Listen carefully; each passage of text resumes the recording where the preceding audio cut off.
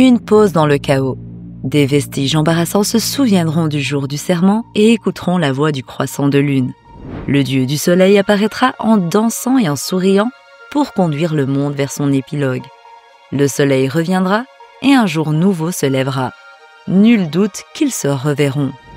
Salut les voyageurs, j'espère que vous allez bien. On se retrouve aujourd'hui dans une nouvelle vidéo analyse partie 2 du chapitre 1138 de One Piece.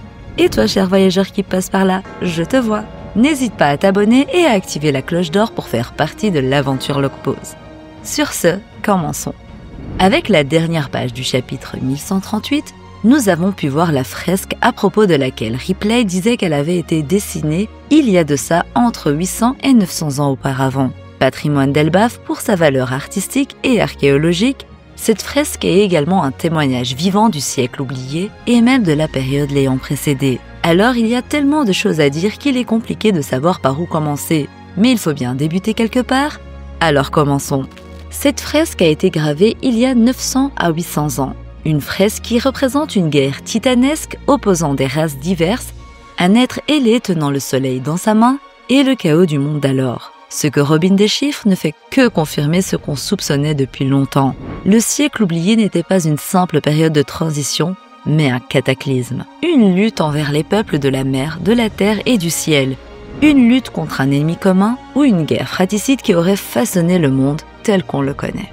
Et si cette guerre était celle d'un ordre divin imposé aux hommes? Et si les peuples de la demi-lune venus des étoiles avaient un rôle à jouer dans la réécriture de l'histoire? Skypiea nous a laissé une clé, mais la fresque d'Elbaf est le dernier témoignage d'une ère révolue, un puzzle dont les pièces s'assemblent lentement, révélant une vérité que le monde a tout fait pour oublier.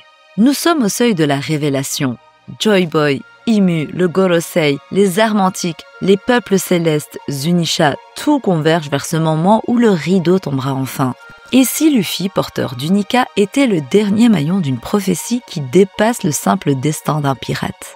Analysons donc la page en allant du premier monde au dernier avant de conclure sur les trois ensembles. Le récit des textes d'Elbaf concernant le premier monde explique que la Terre était en feu, faisant référence à la première guerre qui a mené au renouveau, d'où les paroles « des flammes sur la Terre ». Le texte continue alors par « les hommes succombèrent à leurs désirs et touchèrent au soleil défendu ». Cette phrase peut avoir plusieurs significations, mais je pense qu'elle insinue que les gens s'intéressaient à Nika, divinité interdite par le dieu de la terre, dont on parlera après. Il s'ensuivra alors l'adoration de Nika, priant sa venue pour les libérer de la tyrannie dans laquelle les peuples vivaient. Mais la tournure de la phrase et de celle qui suit me fait plus dire qu'ils prirent connaissance de l'existence de Nika, d'où le fait de toucher le soleil interdit.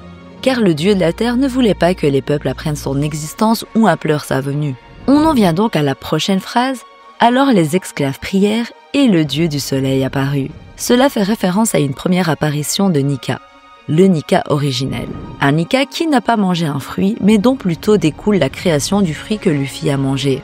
Le premier Nika qui a permis l'apparition de la création du fruit du démon de l'homme modèle Nika, de par l'ambition des gens de le revoir. Et il n'a donc pas ingurgité de fruit du démon, étant donné qu'il est cette divinité qui fut plus tard incarnée par Joy Boy, le premier pirate, qui est donc Nika, et puis Luffy qui est également Nika.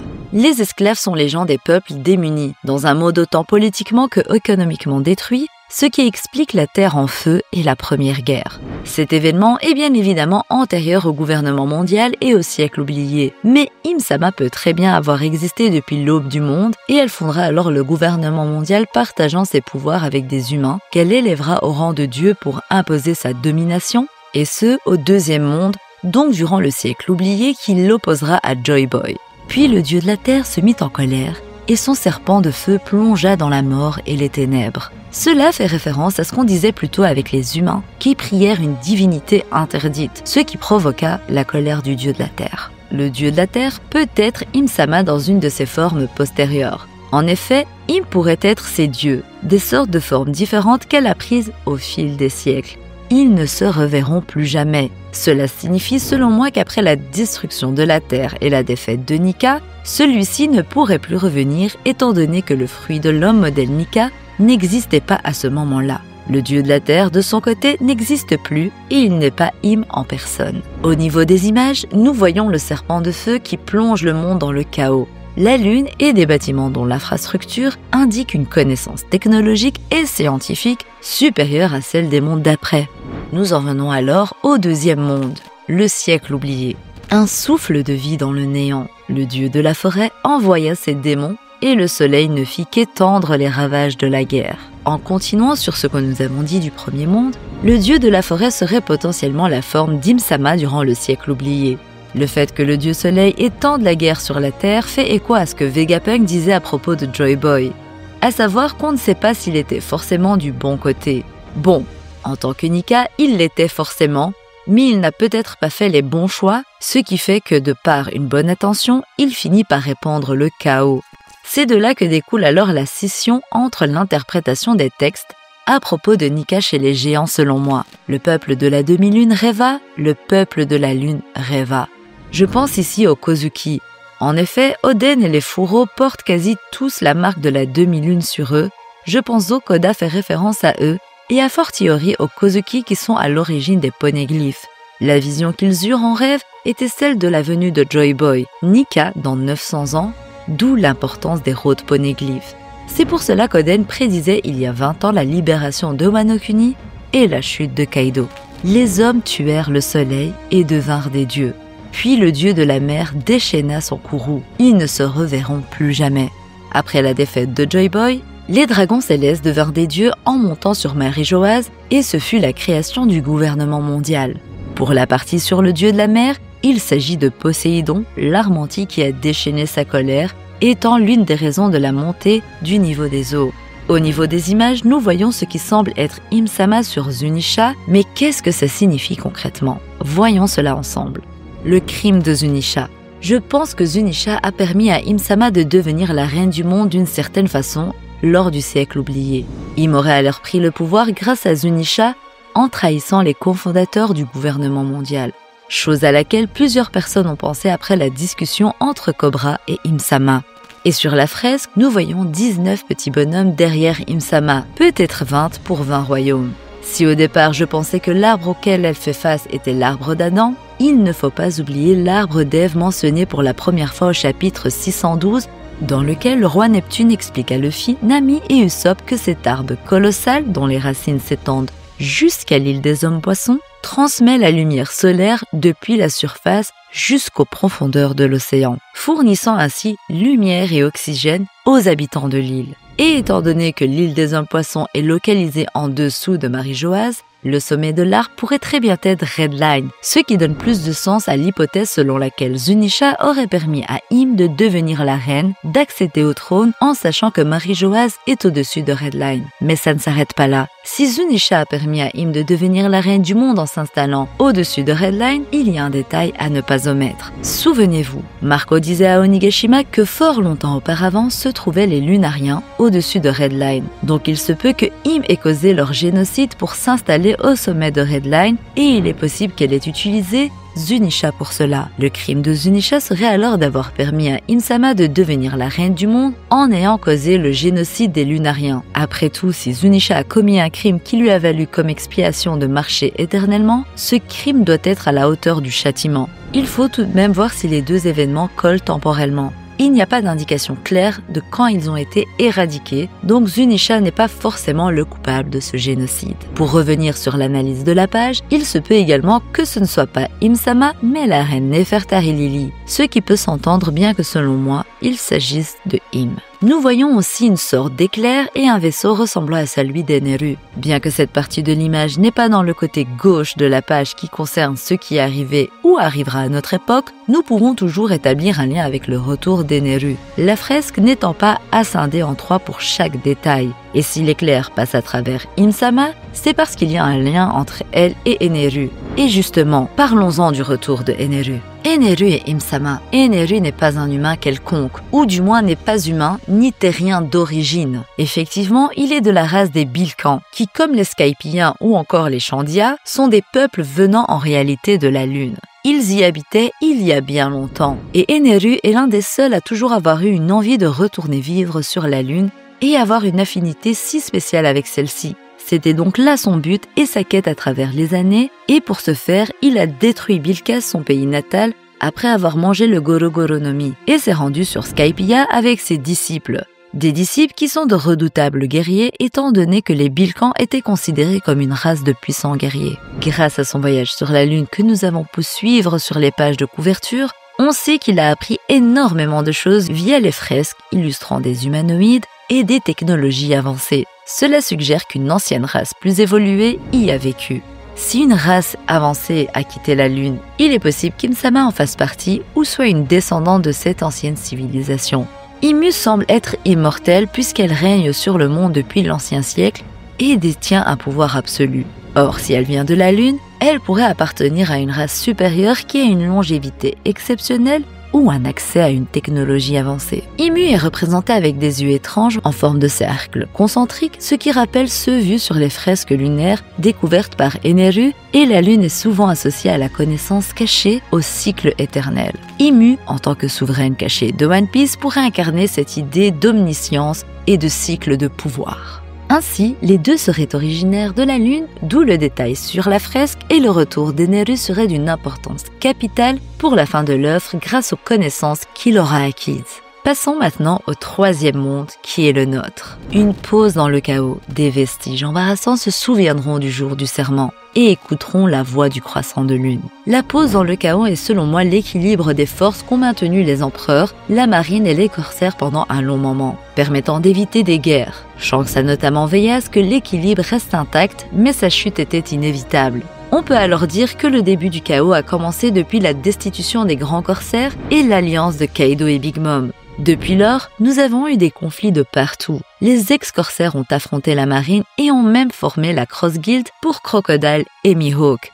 Barbe Noire a attaqué Amazon Lily puis a combattu Law. Les révolutionnaires ont engagé un affrontement contre Fujitora et Aramaki sur Marie-Joase. Et Fujitora finira même par se retourner contre son homologue pour permettre aux esclaves d'être libérés. Du côté des pirates, nous avons eu la guerre d'Onigashima qui a signé la fin des deux empereurs. Kid a engagé Shanks en combat et a été vaincu en un coup seulement. Et les Mugiwara ont affronté les doyens eux-mêmes sur Egghead, causant l'intervention d'Emmet qui a accompli son rôle dans cette guerre qui a d'ores et déjà débuté. En effet, Emmet est présent sur l'image, mais son rôle a été accompli. L'image ne représente pas Imu contre tout le monde, mais plutôt toutes les personnes qui ont déjà accompli leur rôle face à elle et aux doyens et ceux qui le feront potentiellement. Quant à la partie sur la voie du croissant de lune, étant donné que j'ai fait un lien avec les samouraïs et les Kozuki, je pense qu'il s'agit de Momonosuke et Zunisha. Partant de ce principe, il est peut-être question d'un vestige embarrassant de Zunisha, son crime qui lui a valu d'être condamné à marcher éternellement. Cette partie peut tout de même signifier autre chose, comme une démotivation collective suite à la défaite de Nika à 2 reprises. Étant les vestiges embarrassants, mais qui se souviendront qu'il y a un jour promis, celui de son retour, ce jour où Luffy les libérera. Et la voix du croissant de lune n'est pas forcément la voix de toute chose. Ça peut être les poneglyphes si le croissant de lune fait référence au Kozuki. La voix étant le récrit qui est crucial pour atteindre l'Oftel et découvrir la vérité. Le dieu soleil apparaîtra en dansant et en souriant pour conduire le monde vers son épilogue. Le soleil reviendra et un jour nouveau se lèvera. Nul doute qu'ils se reverront. Cela fait référence à l'éveil de Luffy devenant Nika. Ça s'est donc produit à Wano Kuni. Le jour nouveau qui se lève sera l'aube que Luffy apportera en détruisant le gouvernement mondial et en battant Im-sama, qu'il reverra en tant que Nika et pas en tant que Luffy étant donné qu'il n'était pas là lors du siècle oublié et avant. Au niveau des représentations, nous voyons clairement Im-sama et le Gorosei à ses côtés face à Luffy, Loki ou un ancien géant, Emmet, Shirahoshi, les Tantata, les géants, les hommes-poissons, les Minx, les Shandia, un lunarien annonçant potentiellement le retour de King, les samouraïs de Wano Kuni et au-dessus probablement les Kuja, avec le navire faisant penser à celui des guerrières d'Amazon Lily, bien que le dramo ne soit pas très similaire. Il se peut qu'il soit une référence à la marque d'esclaves ou à un autre navire. Si des personnes ont pensé au navire Arabasta, le dessin sur le drapeau n'est pas le même. Et si on part du principe que ça y ressemble, il serait plus logique que ce soit les Kuja, étant donné que nous avons cité que des alliés de Luffy jusqu'à présent, et qu'il n'y a nul doute que l'impératrice pirate enverra ses troupes combattre pour Luffy. Pour Emmet, comme mentionné plus tôt, son rôle a été accompli. Il a permis la fuite de Luffy face aux doyens qui ont été renvoyés chez eux par le haki surpuissant de Joy Boy. En conclusion, la fresque nous permet de voir ce qui s'est passé dans les 2 premiers mondes. à travers l'illustration de démons, de technologies avancées, d'esclaves, des dieux qui siègent à Maréjoise, de la bataille à venir et des personnages et civilisations impliquées. Les 3 guerres du monde perdu, l'histoire du début jusqu'à la fin. Et si je vous narrais l'histoire de One Piece comme je le vois? Avant que le gouvernement mondial ne scelle l'histoire du siècle oublié, avant que les dragons célestes ne dominent la Terre, le monde était déjà déchiré par une lutte divine. 3 grandes puissances s'élevaient dans le chaos des âges anciens. Les peuples célestes descendants des étoiles et porteurs des secrets du cosmos, les royaumes de la mer qui régnaient sur les océans et les terres émergées, et une force mystérieuse qui résidait en un lieu interdit, un arbre gigantesque racine des fruits du diable. C'est ici aux origines de tout que commence la première guerre du monde. Il y a plus de 1000 ans, le monde était bien différent. Sur la Lune, les Birkans, les Skypiens et les Chandia vivaient dans une civilisation avancée dont les fresques aujourd'hui perdues témoignent encore de leur grandeur. Mais un désastre frappa leur monde. Leurs ressources s'épuisèrent et ils furent contraints de descendre sur la Terre. Une partie d'entre eux devint les peuples des îles célestes, s'élevant au-dessus des mers, tandis que d'autres s'installèrent dans le Nouveau Monde. Mais ce n'était pas une simple migration. Leur venue déclencha une guerre contre les peuples de la mer et de la terre qui refusaient de partager leur monde avec ces envahisseurs venus des cieux. C'est par après que Im-sama, originaire de la Lune, décida de prendre le contrôle de la Terre et de l'asservir à elle. Du côté des peuples pauvres et malheureux, ils découvrirent d'une quelconque façon l'existence de Nika. Suite à la venue d'habitants de la Lune, ils touchèrent au soleil interdit. Ils cherchaient à découvrir ce que le soleil avait à offrir. Lorsque Nika est venu les libérer, il fut vaincu non pas par le dieu de la terre, mais par Im-sama qui ressentit son danger et qui profita pour faire d'une pierre deux coups en tuant les deux, si on part du principe qu'elle est un être distinct du dieu de la terre. Peut-être même qu'elle a tué le dieu de la terre et qu'elle a pris possession de ses pouvoirs et qu'elle les a utilisés pour vaincre Nika. Ce n'est que plusieurs siècles après que Nika se manifesta à nouveau. Communément appelé Joy Boy, il s'agissait du premier pirate ayant existé qui devint Nika, en ingurgitant cette fois-ci un fruit du démon. Im-sama prit alors conscience de l'existence des fruits et utilisa Zunisha, pourtant allié de Joy Boy, pour siéger au sommet de Red Line et fonda le gouvernement mondial en vainquant Joy Boy et en potentiellement éradiquant les Lunariens. La défaite de Joy Boy mettra en colère le roi des mers, Poséidon, ce qui causa la montée soudaine du niveau des eaux, engloutissant des îles dans la mer. Mais Im-sama, siégeant au sommet du monde, n'avait que peu de crainte à se faire de la colère de Poséidon. Toutefois, est-ce bien qu'elle ne peut pas sous-estimer son potentiel, raison pour laquelle elle mit un couteau sur l'œil de Shirahoshi, nous faisant comprendre que cette dernière représentait une menace. Im-sama tenta ensuite de mettre la main sur les fruits du démon, accédant à l'arbre originaire de leur création ou à une partie, expliquant pourquoi tous les soldats du gouvernement mondial ayant mangé un fruit du type Zoan et l'ayant éveillé se voient entourés de flammes noires à la différence de Yamato et Luffy qui sont entourés d'une lueur blanche.